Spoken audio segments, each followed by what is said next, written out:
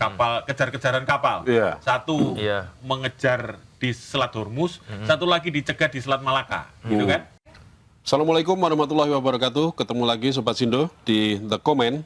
Kita masih membahas perputaran di Selat Hormuz, tapi agak sedikit berbeda nantinya. Nah, di Hormuz ini kita masih tahu bahwa Iran dan Amerika masih sama-sama mengunci Selat Hormuz itu. Dan kemarin Iran sempat melakukan pencegatan terhadap kapal-kapal yang diduga membawa barang-barang ke Israel. Dan juga pasukan Amerika ini juga menghadang kapal tanker milik Iran. Dan seperti apa visualnya kita lihat dulu VT-nya.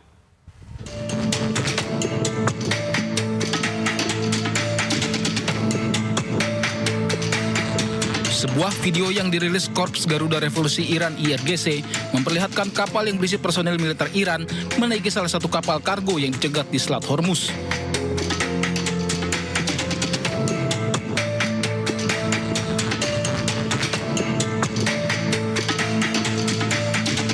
Personil militer Iran kemudian melakukan pemeriksaan di atas kapal. Dalam pernyataan resmi di media Iran, IRGC menyebut langkah ini merupakan bagian dari pengawasan ketat terhadap aktivitas di Selat Hormuz.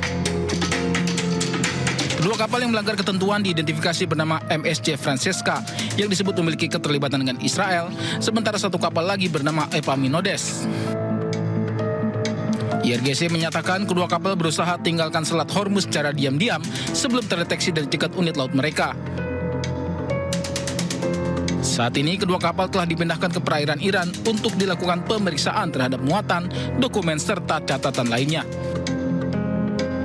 IRGC tegaskan setiap upaya yang melanggar aturan pelayaran yang ditetapkan Iran di Selat Hormuz akan ditindak tegas sesuai hukum yang berlaku.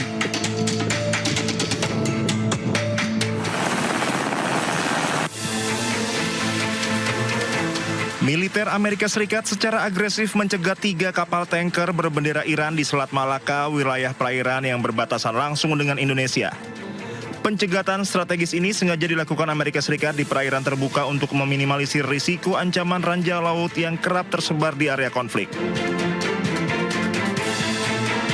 Fokus operasi Amerika Serikat kini bergeser ke arah Selat Malaka yang diidentifikasi sebagai titik kumpul utama bagi aktivitas pelayaran tanker gelap internasional. Selat Malaka menjadi jalur alternatif bagi tanker gelap pembawa minyak ilegal dari negara yang terkena sanksi Amerika Serikat. Supertanker Deep Sea menjadi salah satu armada utama yang jalurnya dialihkan pasukan keamanan Amerika Serikat. Selain itu, kapal Selfin yang mengangkut muatan minyak sekitar 65% dari kapasitas total juga berhasil diamankan militer Amerika Serikat.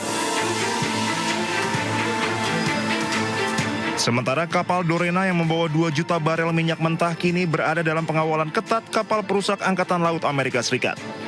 Komando Pusat Amerika Serikat menyatakan kapal Dorena tertangkap tangan saat berusaha menembus barikade pengamanan di Samudra Hindia. Militer Amerika Serikat juga dicurigai telah menghentikan tanker Deria yang sebelumnya gagal melakukan bongkar muat komoditas minyak di wilayah India.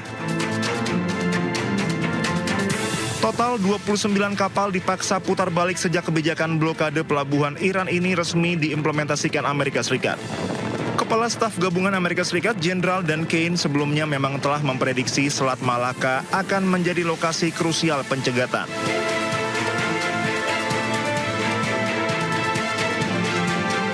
Operasi ini memicu balasan dari pihak Iran yang juga menyita 2 kapal kontainer di area Selat Hormuz sebagai bentuk protes.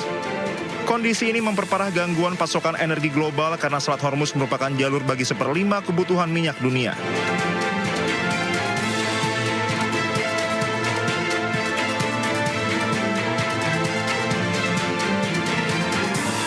Meski Presiden Donald Trump baru saja memperpanjang masa gencatan senjata, Amerika Serikat tetap memberlakukan blokade laut terhadap Iran. Situasi di lapangan tetap memanas seiring belum adanya kepastian mengenai jadwal perundingan damai kedua belah pihak. Amerika Serikat memaksa Iran bersedia kembali duduk di meja perundingan diplomatik di Islamabad, Pakistan.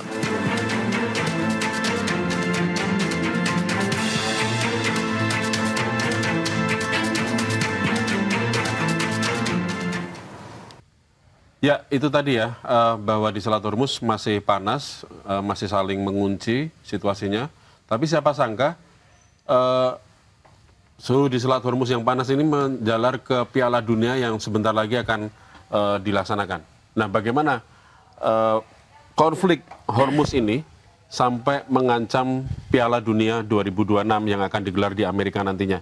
Nah, kita sudah ada Mas Pung dan Mas Andri yang siap membahasnya untuk sore hari ini di Dokumen Spesial. Jadi gimana Mas Pung? Tahu-tahu nih ya, tahu-tahu Piala Dunia dari menarik Hormuz, emang ya. tahu-tahu meluncur merambat ke Piala Dunia. Jadi Hormuz ini bercabang kemana-mana, ke Selat Malaka, terus sekarang ke Piala Dunia. Piala Dunia juga.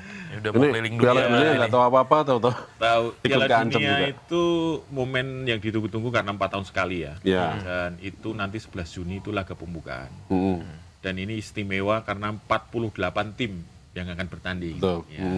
Termasuk tuan rumah 3 itu otomatis lolos. Amerika, Kanada, dan Meksiko.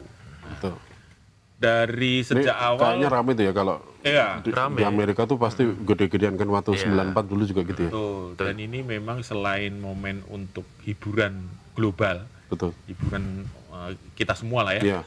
Semua ini lapisan masyarakat kan? Semua lapisan masyarakat. Nah, ini kekhawatiran itu mulai muncul. Jadi ini memang momen akbar yang disetting akan lebih besar daripada 2022 di Qatar ya. Nilai ekonominya pun diperkirakan lebih tinggi, bahkan mau mencapai targetnya ambisius sekali, 2 kali lipat. Diperkirakan nilai duitnya yang dihasilkan dari itu tuh sekitar 9 miliar dolar atau sekitar itu yang berputar atau yang hasilnya itu hanya untuk pertandingannya saja. Jadi itu dari pendapatan 9 tiket. 9 miliar dolar itu berapa rupiah? 140 triliun. Penjualan tiket, hasian, dan sponsor. Penjualan tiket, belum yang sponsor ya. Belum yang ini ya, belum yang di sekitarnya maksudnya. Oh, belum yang lain-lain itu. Belum yang hotel, restoran, tiket pesawat, dan macam-macam ya. Itu pasti menguntungkan negara tuan rumah ya Mas Bung? Betul. Jadi tuan rumah ini memang mengambil untung yang besar. Makanya sebenarnya ini resiko yang diambil oleh Amerika sebagai negara penyelenggara terbesar. Dengan terus mengobarkan perang berarti cuan di depan mata dari Piala Dunia ini bisa hilang gitu. Satu mungkin sudah kehilangan Iran nih misalnya. Iran yang lolos ya di grup apa saya kurang hafal itu. Iran itu di grup G. Nah, grup G. Itu sudah menyatakan katanya tidak akan ikut ke sana. Saya nggak ngerti perkembangan terbaru. Dan itu sangat beralasan karena Iran sekarang lagi head to head dengan Amerika dan Israel. Dan sampai hari ini lagi kesel banget ya. Lagi kesel banget. Kapal kejar-kejaran kapal. Satu mengejar di Selat Hormuz, satu lagi dicegat di Selat Malaka, gitu kan? Nah, artinya ini sangat serius menurut saya. Dan kalau Iran menyatakan tidak akan datang, ya itu karena keamanan, gitu kan? Karena keamanan timnya, keamanan officialnya, keamanan supporternya mungkin di sana. Ini sangat berisiko. Jadi ini adalah pertaruhan besar jika Presiden Trump tidak segera menghentikan perang ini.